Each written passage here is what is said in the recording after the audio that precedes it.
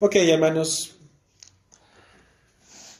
para dar continuidad a lo que hoy estamos o vamos a mirar, nuestra enseñanza descansará en la parte del Salmo 23, versículo 4, en la porción 3 o en la sección C, que lleva por nombre, dice, tu vara y tu callado me infundirán aliento. Toda profesión, hermanos, requiere de un conocimiento para saber qué es lo que voy a hacer, pero también requiere de sabiduría, ¿sí? Para saber cómo es que lo voy a hacer. Ya sea que seas un licenciado, ya sea que seas un ingeniero, probablemente un artesano o bien algún comerciante, estas dos cosas van de la mano, el conocimiento y la sabiduría del oficio, ¿ok? Pero también surge esta necesidad, hermanos, de saber con qué herramientas o instrumentos nosotros vamos a poder realizar nuestra actividad, ¿ok? Hablando de un ingeniero puede tener el conocimiento, puede tener la sabiduría, pero si no tiene las herramientas para poder trabajar y llevar a cabo su oficio, solamente se queda ahí, solamente en la cabeza, ¿sale? Hablando a lo mejor de un contador, lo mismo.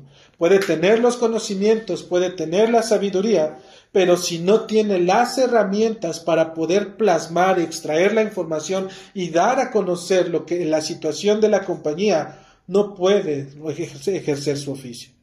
¿Okay? Hablando de un artesano o un comerciante, si él se dedica a la compra-venta, si no tiene, por ejemplo, un vehículo, si no tiene la ayuda, si no tiene toda esa parte donde pueda extraer los recursos para poderlos poner a la venta, solamente es un hombre con conocimiento y sabiduría, pero que no sabe cómo poderla llevar a cabo.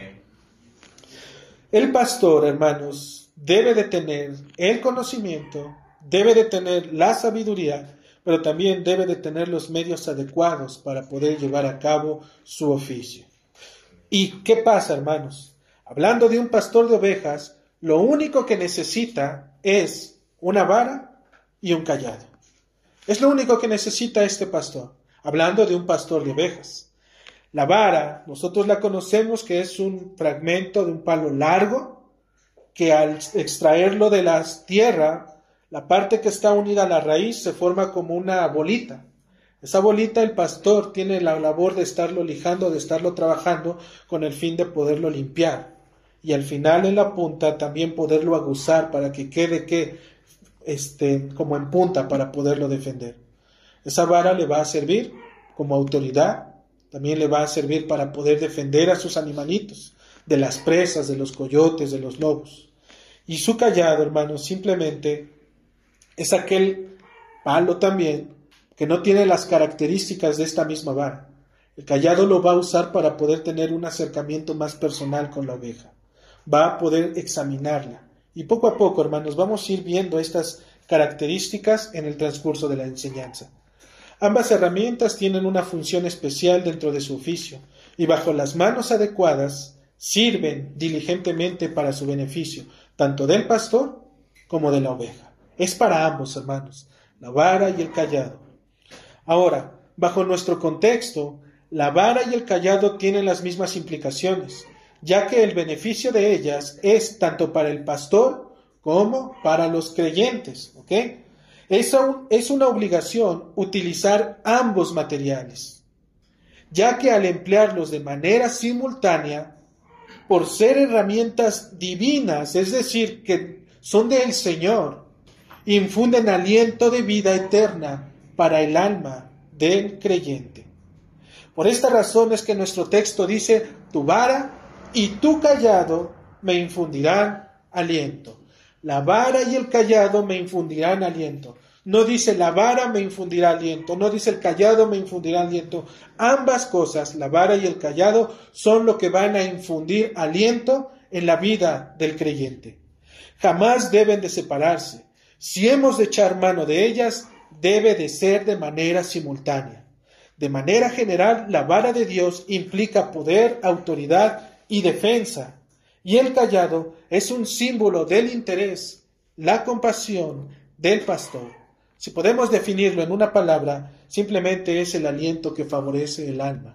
Es cuando el pastor va y está con ellas. Es cuando el pastor va y las examina. ¿Cómo estás? Ya usó la vara al darle a conocer la autoridad y el poder de la palabra. Ahora, lo que le queda es usar el cayado. ¿De qué forma? Animándolo y dándole aliento, para que no lo vea como una manera de juicio, para que su alma no desfallezca en el intento por la travesía que está pasando, sino que pueda tomar aliento y pueda realmente seguir en el camino del Señor. Amén. Por esta razón es que se dice que no pueden separarse. Por un lado, la vara confronta ante la necedad del pecado. ¿Qué hace la vara? Cura, ¿ok? No mata. ¿Por qué? Porque la palabra puede ser eso. Puede matar literalmente al alma de la persona cuando no se usa de la manera adecuada. Por eso es que la vara cura, no mata. También la vara corrige, pero no destruye. ¿Sale? Y por el otro lado, el cayado se compadece y anima para poder continuar, para no desmayar en el camino que está puesto delante de nosotros a través de Cristo. Primeramente, hermanos, veremos la función de la vara del pastor y las ovejas. La vara en manos equivocadas, es decir, la palabra de Dios en manos equivocadas, es solo instrumento que puede matar y puede destruir. Pero una vez que es vista por los ojos de Dios, tiene un valor y un significado diferente. Cuando Moisés subió al monte Horeb, traía en sus manos una vara cualquiera. Era un hombre cualquiera en manos con una vara cualquiera. Pero una vez que el Señor lo miró, tomó otro significado. Pueden ir a Éxodo capítulo 4, por favor. Éxodo capítulo 4.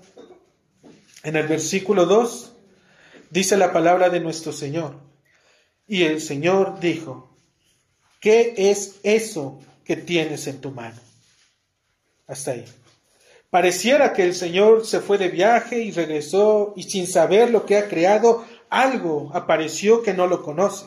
Pues su pregunta reta a decir, ¿qué es eso que tienes en tu mano? Como si no lo conociera. Hermanos, él sabía lo que era. Era una vara común y corriente, como dijimos, en las manos de un hombre cualquiera. Pero una vez que ese instrumento fue puesto al servicio de Dios, los hombres no pueden y tampoco vuelven a mirarla de la misma manera. Huyen delante de ella. Es Dios quien ordena quién, cómo y cuándo tomarla. Éxodo capítulo 4, versículo 4. Entonces dijo el Señor a Moisés, extiende tu mano y tómala por la cola. Y él extendió su mano y la tomó y se volvió vara en su mano. Puedes ver cómo Moisés, en un versículo antes, cuando ve que se convierte en culebra, dice que Moisés huye de ella. Pero una vez que el Señor le dice, extiende tu mano y tómala por la cola, nuevamente se convierte ¿en qué? En vara. Es Dios, hermanos, quien dice quién, cómo y cuándo poder utilizarla. Lo que Moisés tenía en la mano ya no era de su propiedad, ya no le pertenecía. Su obligación era ejecutar el mandato que Dios había puesto mediante ella, pero ahora el verdadero dueño de esa vara era el Señor.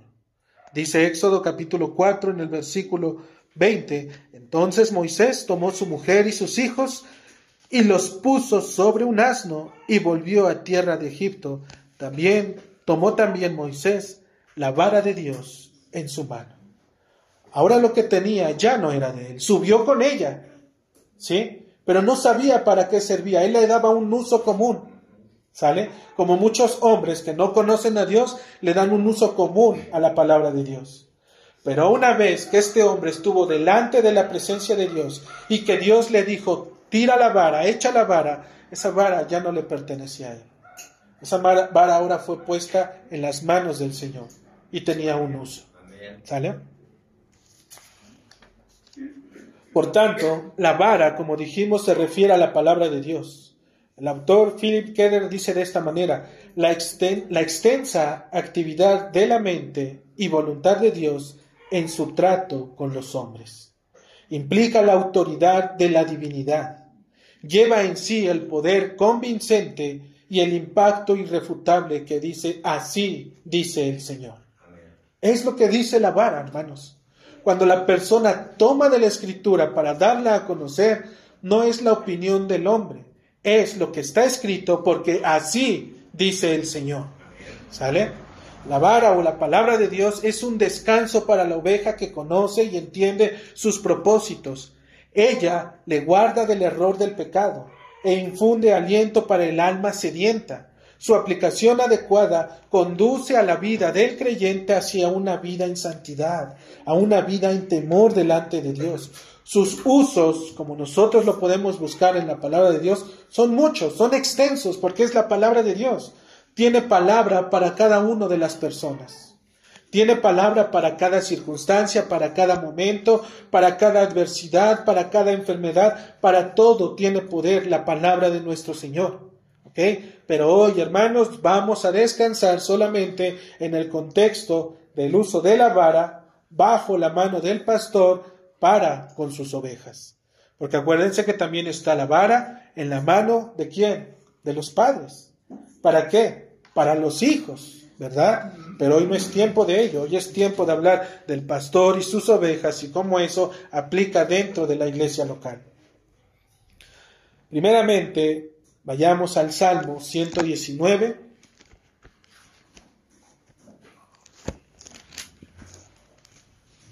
Versículo 67, hermanos. Salmo 119,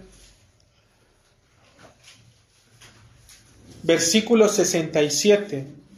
Dice la Escritura: antes que fuere yo humillado, descarriado andaba, mas ahora guardo tu palabra.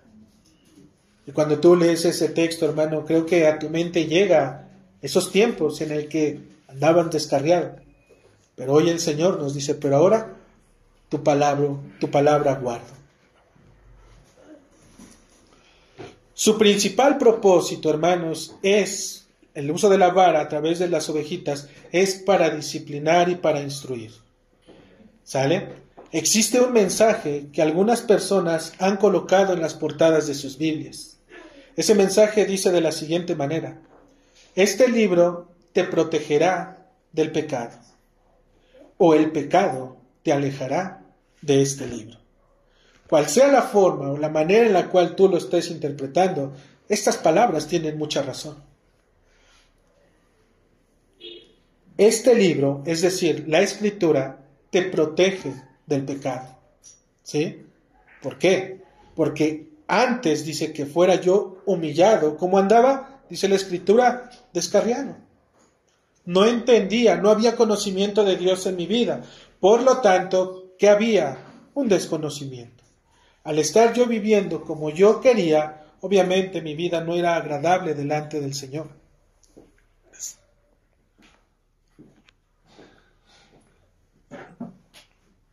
Pero una vez que el hombre se encuentra con el Señor, una vez que el Señor usa la vara para disciplinarnos, es cuando ahora el hombre cambia su concepto y su visión acerca de las cosas eternas. Ahora considera cosas que antes no veía. Ahora mira y camina por las calles y empieza a escuchar cosas que antes sus oídos estaban sordos para ello. Ahora sus ojos miran realmente la palabra de Dios. Empieza esa nueva vida espiritual en la persona. Empieza a tener un afecto por la palabra, se acerca a ella temeroso porque no sabe cómo leerla, no sabe por dónde empezar, no sabe qué es lo que le van a decir. Ha escuchado que a lo mejor cuando la abre, en ese momento es Dios hablándole y lastimosamente hablan los profetas y los profetas te hablan de juicio y la persona dice, Dios está enojado conmigo, ¿sí? Pero hermanos, cuando nosotros empezamos a conocer del Señor, empezamos a buscar de Dios, Dios mismo va transformándonos a través de esa instrucción, a través de esa disciplina. Nos va mostrando el camino. Entonces, cuando el pecado está en nuestras vidas, este libro, hermanos, se vuelve pesado.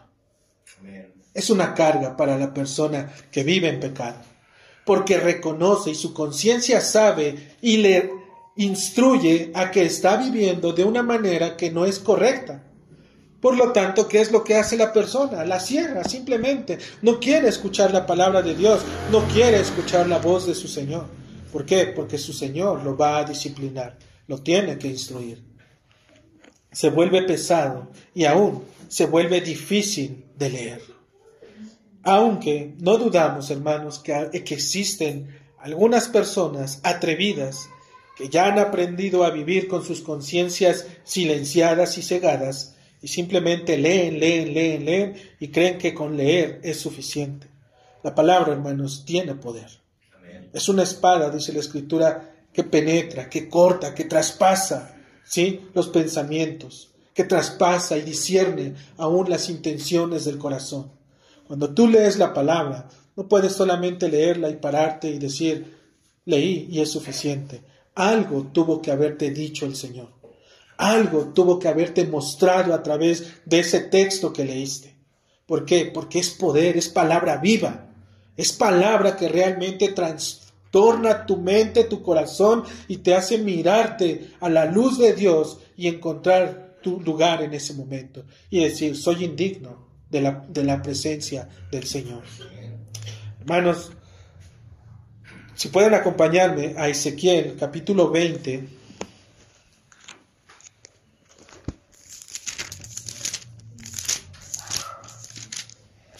Ezequiel capítulo 20, versículos 37 y 38. Dice la palabra de nuestro Señor: os haré pasar bajo la vara, y os haré entrar en los vínculos del pacto, y apartaré de entre vosotros a las rebeldes y a los que se rebelaron contra mí. De la tierra de sus peregrinaciones los sacaré, mas a la tierra de Israel no entrarán, y sabréis que yo soy Jehová. Otro uso que tiene la palabra del Señor para sus ovejas es aquel famoso dicho que escuchamos que dice, pasar bajo la vara. Y esto implica un escrutinio de nuestra vida delante de los ojos, no del hombre, hermanos. Es pasar bajo la vara ¿de quién? Del pastor, ¿sale?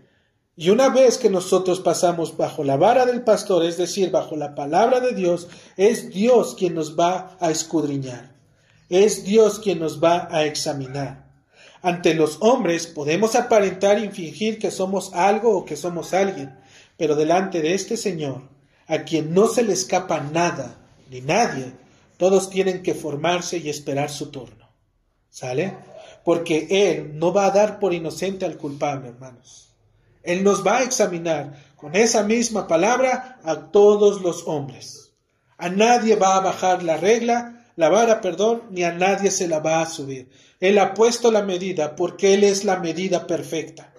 Y por lo tanto Dios no nos va a dar una medida que el hombre no podrá alcanzar.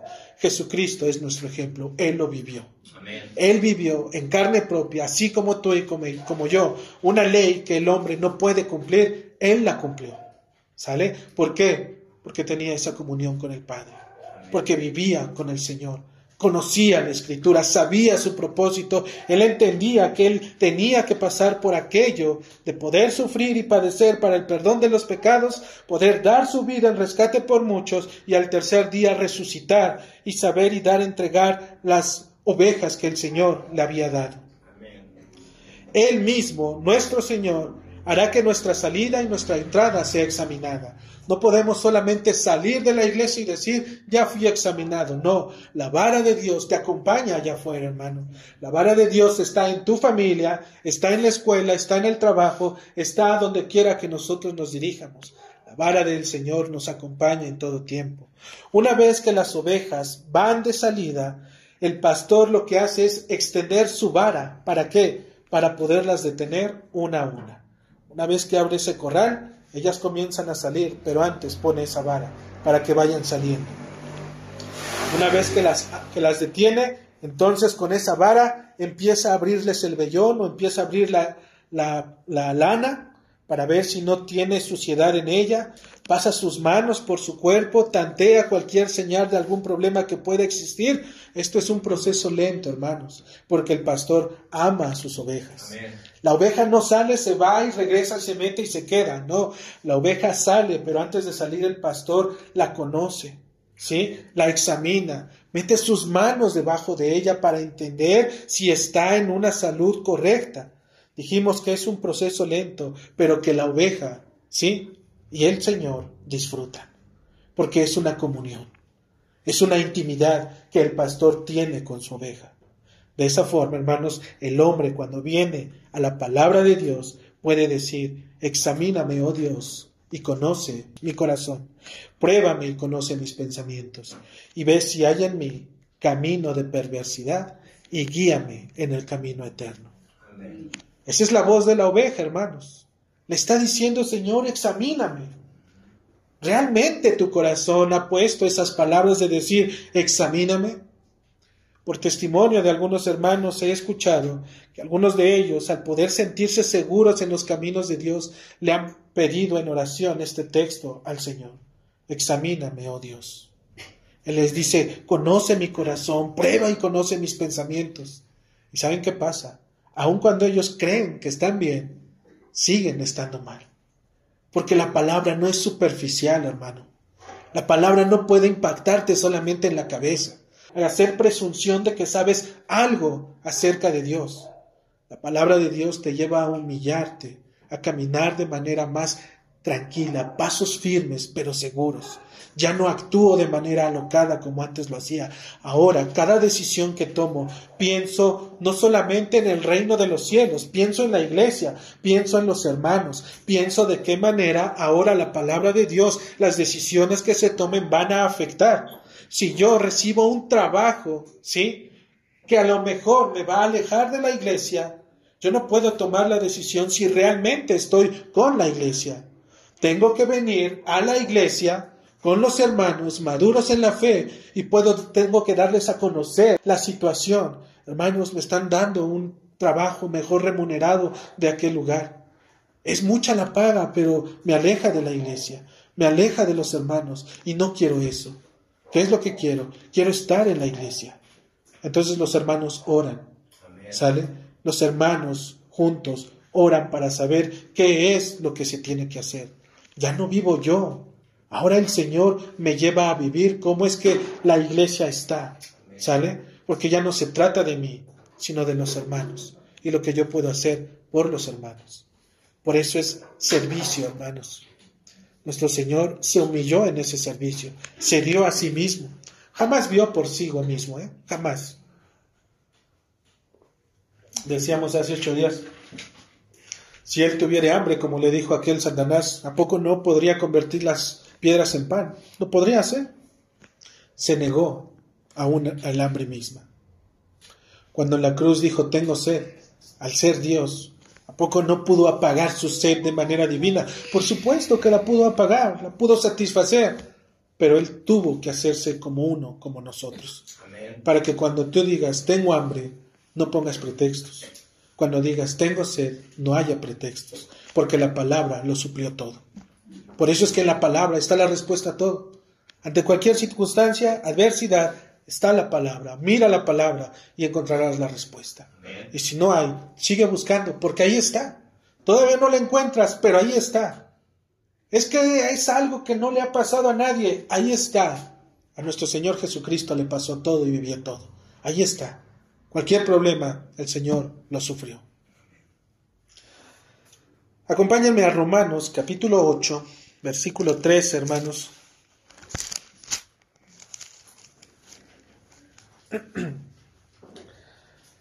Romanos, capítulo 8, versículo 13. Dice la Escritura: porque si vivís conforme a la carne, moriréis. Mas si por el Espíritu hacéis morir las obras de la carne, viviréis. Una vez que la oveja se aleja o anda en lugares que no debe de estar, ¿sí?, el pastor, ¿qué es lo que hace, hermanos? ¿Se queda viendo solamente esperando a ver si viene? No, hermanos. El pastor, recuerden, tiene una vara. Y esa vara le debe de dar un uso. No solamente es para defender a la ovejita que está siendo atacada, sino aún a la distancia, hermanos. Esa vara tiene un propósito. El pastor lanza su vara por los aires para espantarla y hacerla que regrese al camino con las demás. Esta acción, hermanos, no sé si en algún momento ustedes la han visto, pero de manera personal, a lo mejor de providencia del Señor, me permitió poder verla. Cuando las ovejitas se van, precisamente el pastor la mira para ver si ella misma, por su propia conciencia, regresa al rebaño. Pero cuando una oveja se para y no considera, simplemente sigue caminando. Por lo tanto, el pastor, cuando la mira y ve que ya está un tanto lejos, o sabe que viene el peligro, que se acerca a un lugar que no debe de estar, lo que hace es tomar precisamente esa vara y la toma con destreza, hermanos. No la toma con miedo para saber si puede o no hacerlo. Él sabe cómo tomarla, cómo aplicar la fuerza, cómo blandirla y cómo aventarla para que caiga, ya sea al lado, a un costado o enfrente, para que la oveja pueda regresar y retomar su camino. El pastor simplemente, obviamente, es trabajo, hermanos. No es a la primera. Por eso el pastor desde pequeño en los pueblillos es que los niños se les acostumbra. Y ellos, imitando a los padres, toman también una pequeña vara a su tamaño y hacen esa misma labor. Pero el pastor experto, el que está experimentado, toma, la blande y la avienta. Y una vez que la avienta, no sé si han escuchado cuando avientan una vara, empieza a silbar, hace un ruido. Ese ruido, hermanos, la oveja lo reconoce. Sabe que la vara viene. ¿Por dónde le va a llegar? No sabe, porque a lo mejor está de espaldas, o está comiendo, metiendo la cabeza por ahí donde no debe de estar. Pero una vez que escucha ese sonido, sabe que le va a caer esa vara. De esta misma manera, hermanos, la palabra de Dios también es un instrumento que llega a nuestras conciencias para defendernos de los ataques y peligros que este mundo ofrece. Amén.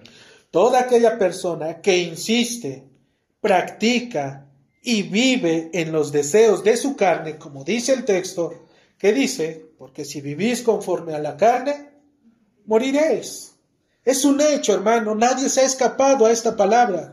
Si la persona sigue viviendo conforme a los deseos de su propia carne, poco a poco va muriendo. Pero la muerte a la que se refiere aquí no es una muerte nada más de estar envejeciendo, sino una muerte eterna, hermano.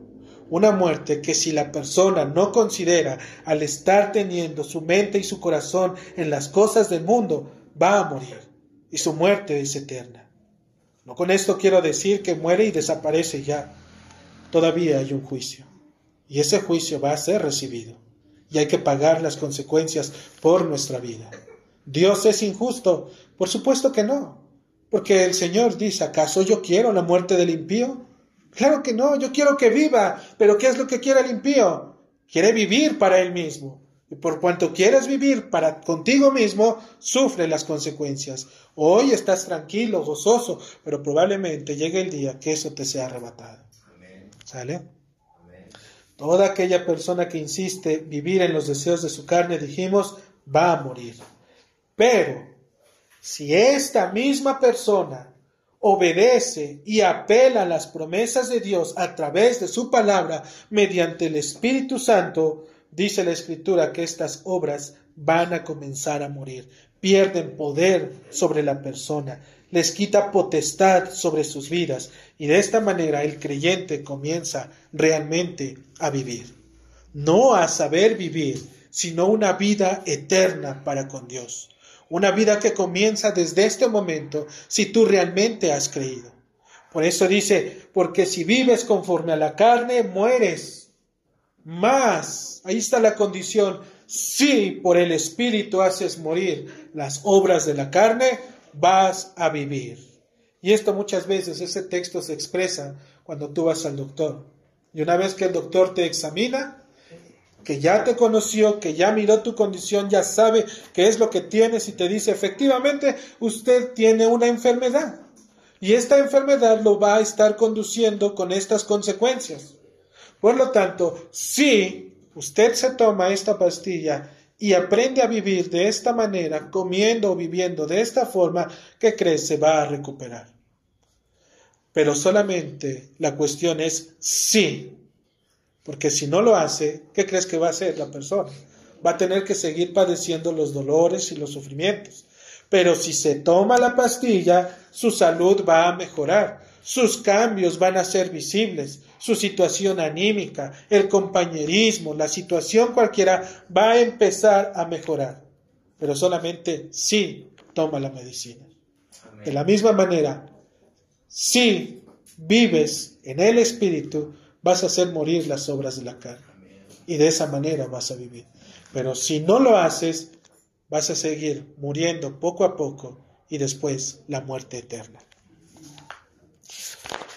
En segundo lugar, miraremos el cayado, el cual es de uso exclusivo del pastor. Se dice que el cayado no puede ser usado para algún cerdo, para algún perrito, para alguna vaca, algún asno. No, el cayado tiene el uso exclusivo del pastor para la oveja, para nadie más. Dijimos que es un símbolo de interés y compasión. Su función es dar aliento al creyente y esto solo puede manifestarse a través del Espíritu Santo. Si nosotros lo vemos así, hermanos, el cayado es el consuelo, el aliento que trae la obra del Espíritu Santo a través del pastor en la vida del creyente. Si pueden ir, ahí mismo en Romanos 8:1 dice la palabra del Señor. Ahora pues, ninguna condenación hay para los que están en Cristo Jesús, los que no andan conforme a la carne, sino conforme al Espíritu. Amado hermano, te pregunto, estas palabras que acabas de escuchar, ¿te infunden aliento? Porque ese es el propósito del cayado, que te infundan aliento, que te den esperanza. Porque precisamente es que para ello fueron escritas, para darte esperanza. Ninguna condenación hay para los que están en Cristo Jesús, los que no andan conforme a la carne, sino conforme al Espíritu. Te trae aliento estas palabras. ¿Qué pasa entonces si no hayas ese deleite? Número 1, entonces estás muerto y necesitas venir a Cristo para que puedas mirar con los ojos de aquellos hombres que han nacido de nuevo. Pregúntale a aquellos que lo conocen, acércate a ellos, a los que ya lo vieron, a los que ya no viven para sí mismos, aquellos que han abandonado sus vidas por amor a su Señor. Acércate a aquel hermano que lo miran raro, a donde quiera que va, que tiene un aroma desagradable, ¿sí?, para los pecadores, no para con Dios. Un aroma que incomoda a los hombres, que lo ven y le dicen, ¡ay, ahí viene este hermano, siempre me está hablando de Dios! Acércate a él. A él ve y pregúntale, ¿qué ve? ¿Qué es lo que mira en ese texto? Ninguna condenación hay para los que están en Cristo Jesús. Y después que lo hayas escuchado, pídele perdón al Señor por tus pecados, arrepiéntete, cree en el nombre de nuestro Señor, lee su palabra, conócele diariamente a través de su palabra, busca una iglesia, reúnete y deja que la obra de Dios obre a través de su Espíritu Santo.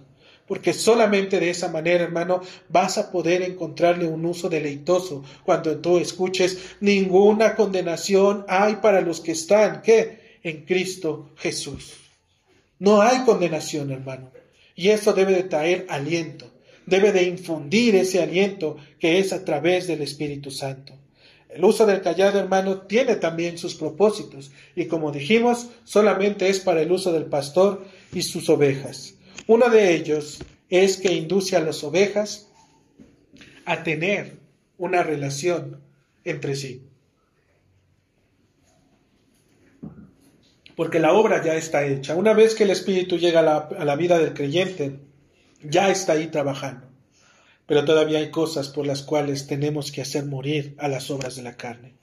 Y el Espíritu Santo, a través o manifestándose a través del Salmo 23 por el cayado, dice, induce a las ovejas a tener una relación. Solo el Señor, a través de su Espíritu, puede proporcionar los medios santos, ¿ok?, medios santos. ¿Qué significan los medios santos? Que su principio y su fin tienen un propósito en Dios. ¿Sí? Tienen un propósito. No puede iniciar un medio santo y terminar siendo un medio, dando como resultado un fin inmundo, porque no es del Señor. Dios inicia la obra, Dios la sostiene y Dios la culmina. ¿Sí? Entonces, en el libro de Hechos, en el capítulo 9, hermanos, se pueden ir a Hechos, capítulo 9, se nos habla acerca de la conversión de ¿quién? De Saulo. Se nos describe cómo el Señor Jesucristo se le aparece a Saulo y a través de este acto el Señor mismo se revela a él para indicarle qué es lo que tiene que hacer. Su trabajo de este hombre no es personal, ¿ok? Sino que ya el Señor tenía a más obreros en esta labor, no era el único, no era el primero, había ya más hombres trabajando en ello. Por lo tanto, al iniciar nuestro Señor la obra en Pablo, ahora también la va a seguir desarrollando mediante la labor de ¿quién? De Ananías. ¿Para qué? Para que vaya y le dé noticias acerca de aquel que se le apareció. Dice el versículo 17 de Hechos 9, fue entonces Ananías y entró en la casa donde estaba Saulo, y poniendo sobre él las manos, dijo, hermano Saulo, el Señor Jesús, que se te apareció en el camino por donde venías, me ha enviado para que recibas la vista y seas lleno del Espíritu Santo. Dijimos que el Espíritu induce a las ovejas a tener una relación entre sí. Hermanos, ustedes recordarán que Ananías temerosamente le dijo al Señor, Señor, este Saulo es un asesino, ¿cómo crees que voy a ir a él? Pero el Señor, a través de su propio Espíritu, le muestra y le dice, ve porque es un instrumento que me sirve. Amén. Por eso mismo, es que Ananías cuando se acerca, no llega a preguntarle cómo estás, cómo te ha ido, qué estás haciendo, cómo te fue, qué te pasó. No, él llega y da el testimonio de ¿quién? De Cristo. Él le dice, hermano Saulo, el Señor Jesús. Ya desde ahí estamos identificando que estamos hablando el mismo idioma. Ya sabemos a qué nos estamos refiriendo. Pablo está orando, pidiendo revelación y entendimiento para poder saber qué es lo que pasó. Se le apareció un hombre, su nombre fue Jesús. ¿Quién es este Jesús? Yo soy este Jesús a quien tú persigues. ¿Sale? Entonces cuando llega Ananías le dice, el Señor Jesús, no vaya a ser que este Pablo se levante y también me lleve y me mate. Le da el testimonio y le dice, el Señor Jesús, ese que se te apareció en el camino por donde venías, a mí me ha enviado para que recibas la vista y seas lleno del Espíritu Santo. Lo que el Señor estaba haciendo a través precisamente del uso del cayado es inducir a sus ovejas a tener una relación. Y lo único que puede relacionar una oveja con otra oveja está en medio y es Jesucristo, mis hermanos. Por eso Ananías dijo, este Jesús. Es Él el único en quien nosotros vamos a poder tener una comunión perfecta. Si tú estás viendo por tus propios intereses, si tú estás separando la obra de Dios para ti mismo y quieres tener relación con tus hermanos, siguiendo tener lo tuyo para ti mismo, hermano, va a terminar en problemas eso. Va a aparentar ser una relación. Pero una vez que empiecen a tocar tus intereses o los intereses del hermano o que se vean afectados por sus comodidades y demás, empiezan las fricciones. ¿Por qué? Porque ahora ya no es Jesús el que está en el centro.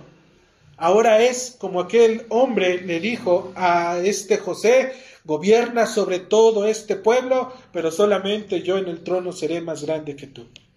Es lo mismo que le está diciendo. Podemos tener comunión todos nosotros, sí.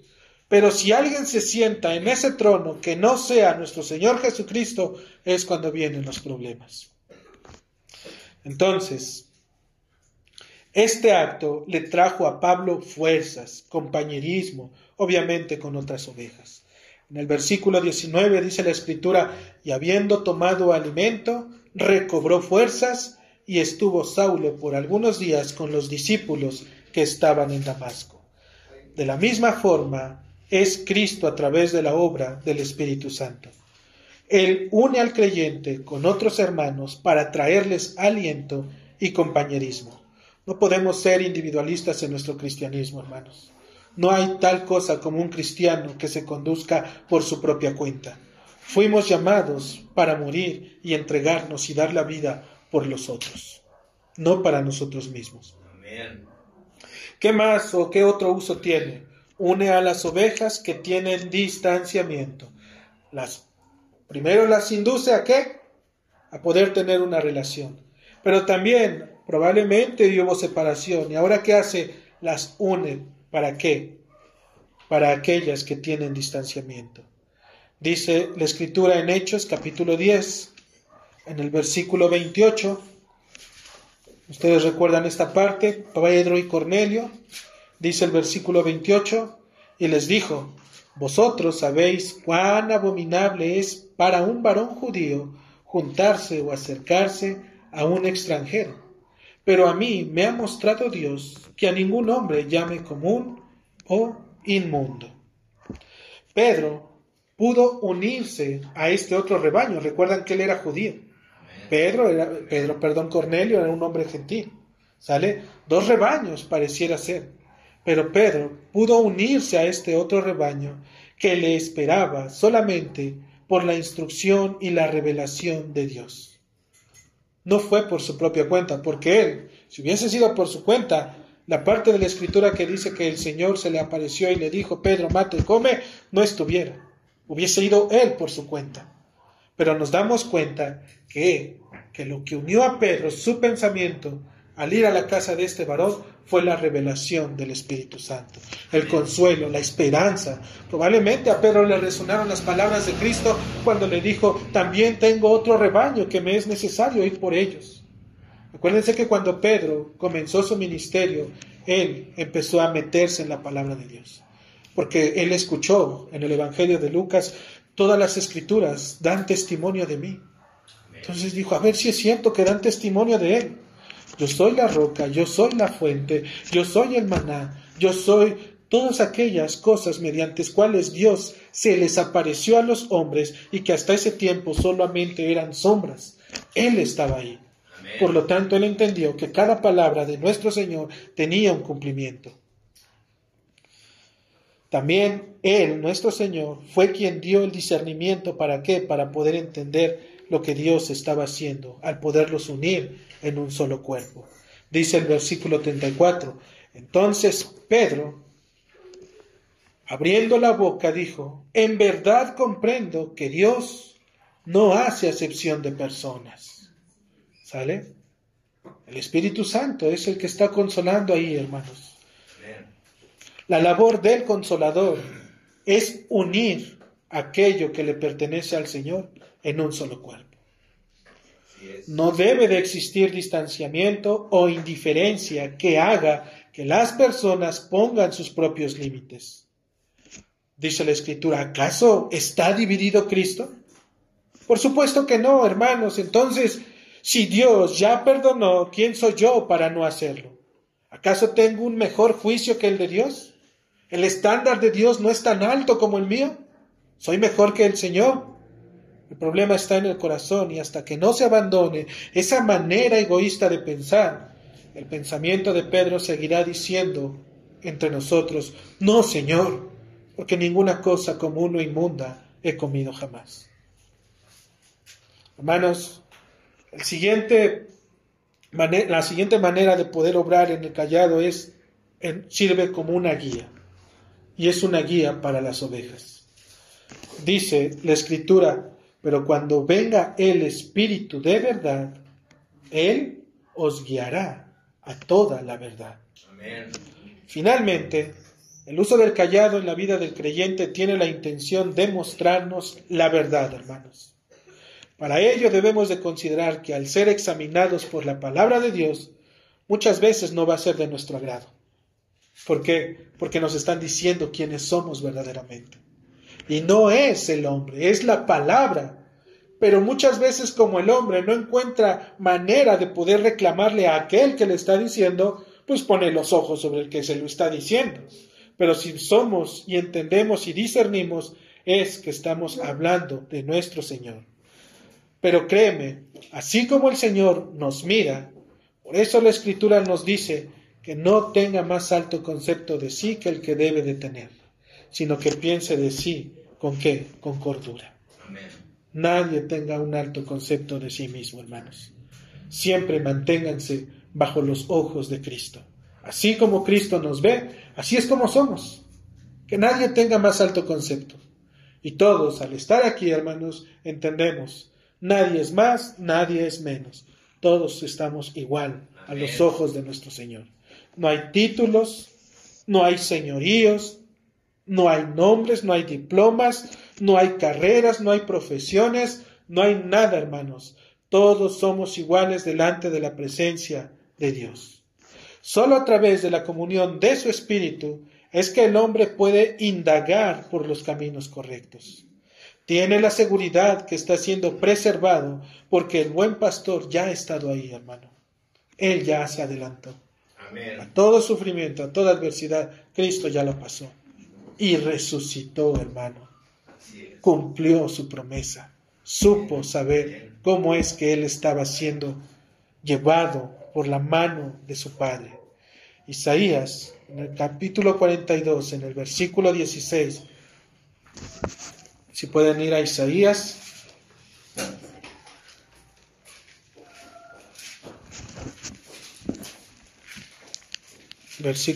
capítulo 42, versículo 16, dice la palabra del Señor: y guiaré a los ciegos por camino que no sabían, les haré andar por sendas que no habían conocido. Delante de ellos cambiaré las tinieblas en luz y lo escabroso en llanura. Hermanos, solamente a través de su Espíritu es que el hombre puede ser guiado con otras ovejas. Él lo ha prometido. Guiaré a los ciegos. Aun cuando no tengamos un discernimiento, el Señor lo ha prometido. Aun cuando nosotros no alcanzamos a ver, Dios nos dará luz. Nos mostrará ese pequeño rayo que se asoma, nos los mostrará. Y una vez que esté ahí, si realmente lo estamos deseando, no apartaremos nuestra vista, hermanos. Lo miraremos. Y entre más nos acerquemos a Él, más se hará más grande esa luz. Y entre más nos acerquemos, más y más. Pero también sabes qué pasa, entre más te acercas, cada vez más tú estás siendo enfrentado, estás siendo mostrado tu verdadera condición a la luz de esa luz. Amén. Cristo prometió que el Espíritu Santo tomaría de lo suyo y nos lo haría saber. Y por esta palabra es que el Señor dijo: yo soy el camino, la verdad y la vida. Nadie viene al Padre si no es por mí. Él es la guía que nos direcciona hacia el camino al Padre. Él, Jesucristo, hermano, es nuestro ayo que nos presenta delante de aquel a quien antes no conocíamos. Cristo es la guía del ciego, del perdido, del extraviado, del olvidado, del dejado, del abandonado, del solitario, del huérfano, del herido, del moribundo y de todo aquel que muere a su vida por amor a Jesucristo. Él es esa guía, hermanos. Nadie más va a hacerlo en este mundo. Solamente Jesucristo. Cristo es el único, hermanos. Y esa palabra, al escucharla, a Jesucristo como nuestra guía, debería de ser suficiente para que nuestro corazón descanse, que estoy siendo conducido por su Espíritu. Él tiene los verdes pastos. Amén. Él tiene las aguas frescas. Él sabe confortar mi alma. Y si en la confortación de mi alma, decíamos en aquella enseñanza, es necesario atravesar los valles de sombra de muerte, ahí va Cristo, contigo, a través de su Espíritu, dándote entendimiento, dándote razonamiento, dándote sabiduría para poder enfrentar las consecuencias de ello, no teniendo queja en tu corazón, por el contrario, recibiendo y atesorándolo, porque eso puede servir más adelante. Tú eres, como decíamos, el mentor que viene detrás de ellos, de las ovejas que están o van a integrarse. Hermano, ¿cómo puedo hacer esto? Es que jamás me ha pasado ello y no conozco a nadie. Bienvenido, dale la mano y extiéndele y dile: yo también lo pasé. ¿Y sabes cómo lo pasé aquel valle? Solamente de la mano del Señor. Amén. Es lo único que nos puede asegurar nuestra estancia en Él. Y como tercer punto, hermanos, algo breve, vemos cómo Dios utiliza ambas herramientas, su vara y su callado. Cada una de esas veces puestas en el pueblo de Israel. ¿Para qué? Para corregir e infundir aliento. Y ya en aquellas veces donde el pueblo no entendía, venía un juicio sobre de ellos. Pero hoy estamos aquí, con la vara y el callado, con la palabra de Dios, pero también animándonos a seguir. Amén. Independientemente de nuestras circunstancias, hermano, diciendo que el Señor tiene prioridad, sobre los suyos. Acompáñame a Éxodo capítulo 15.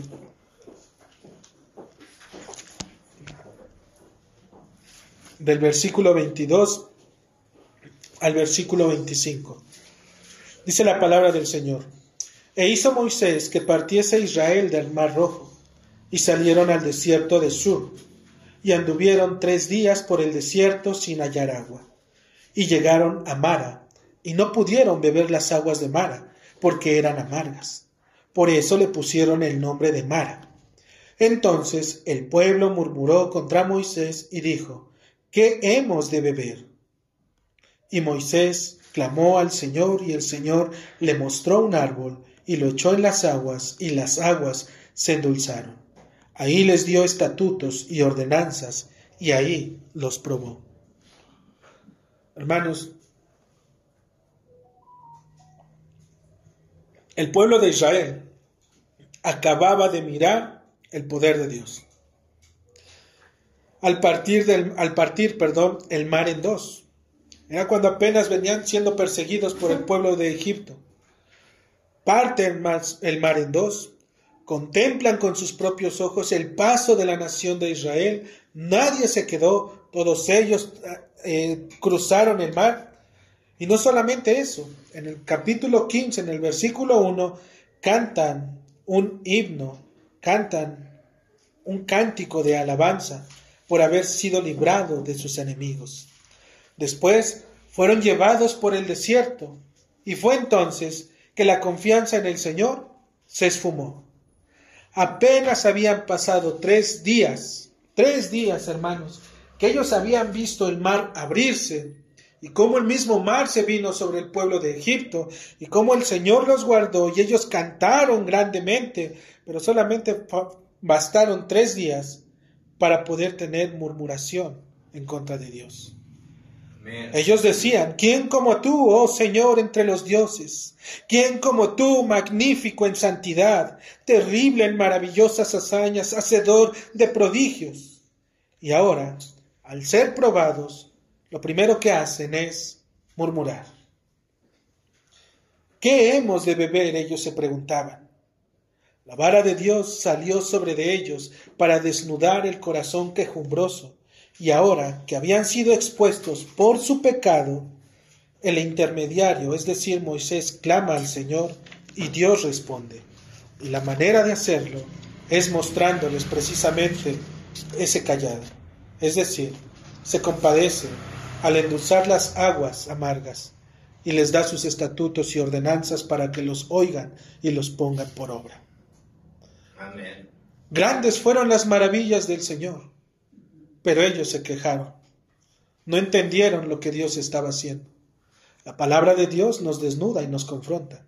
Y Dios permitió eso, para hacerles saber qué es lo que verdaderamente tenían. Había queja. Pero Dios no los exterminó. Por el contrario, Dios los consuela a través del callado, a través de su espíritu. Se compadece de ellos y les endulza aquellas aguas. En lugar de traer juicio, Dios tiene misericordia.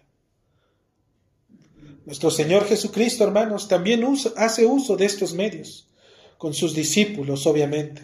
En Lucas, si pueden ir a Lucas, capítulo 9, del versículo 51 al 56. Dice la palabra del Señor, Lucas capítulo 9, versículo 51 al 56. Cuando se cumplió el tiempo en el que había de ser recibido arriba, afirmó su rostro para ir a Jerusalén, y envió mensajeros delante de él, los cuales fueron y entraron en una aldea de los samaritanos para hacerle preparativos, mas no le recibieron porque su aspecto era como de ir a Jerusalén. Viendo esto sus discípulos, Jacobo y Juan, dijeron: Señor, ¿quieres que mandemos que descienda fuego del cielo como hizo Elías y los consuma? Entonces volviéndose él, los reprendió diciendo: Vosotros no sabéis de qué espíritu sois, porque el Hijo del Hombre no ha venido para perder las almas de los hombres, sino para salvarlas. Y se fueron a otra aldea.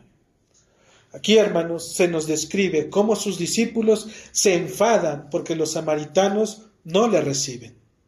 Señor, ¿quieres que mandemos que desciendan fuego del cielo como hizo Elías y los consuma?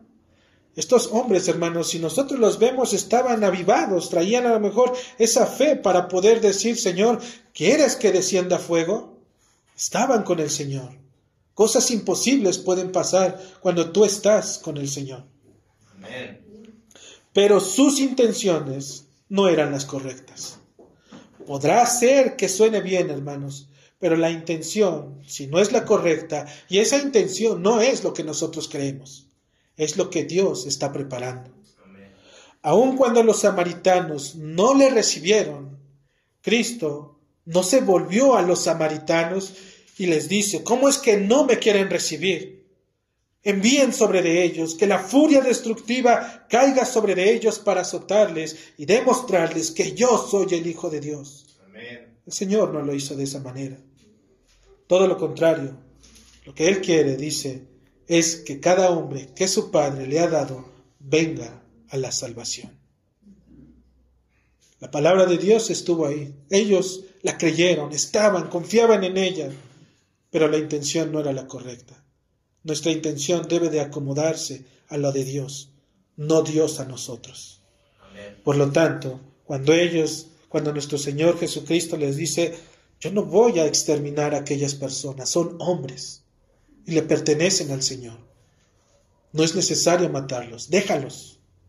Más adelante el Señor los llamaría, porque más adelante también se nos dice como la samaritana, ¿verdad? Amén. Tuvo un encuentro con su Señor. Pero no es a través del juicio, no es a través de así dice, no. Es hasta que la persona tiene su encuentro con el Señor. Hasta en ese momento es cuando el corazón va y grita a los hombres: miren, vengan, escuchen lo que este hombre ha dicho, tal vez es profeta. Él ha dicho y sabe todo de mí. ¿Sí? Amén. ¿Por qué? Porque escudriñó su corazón, la palabra le habló de él. ¿Sale? En conclusión, hermanos, puedo preguntarte: ¿de qué manera el Señor te ha mostrado su vara y su cayado para infundirte aliento? La promesa no trata de apartar las circunstancias, sino para poder y saber continuar infundiéndoles aliento. Es decir, dándote esperanzas cada mañana. Mediante su palabra te hará entender y conocer, y a través de su cayado te examinará y te consolará.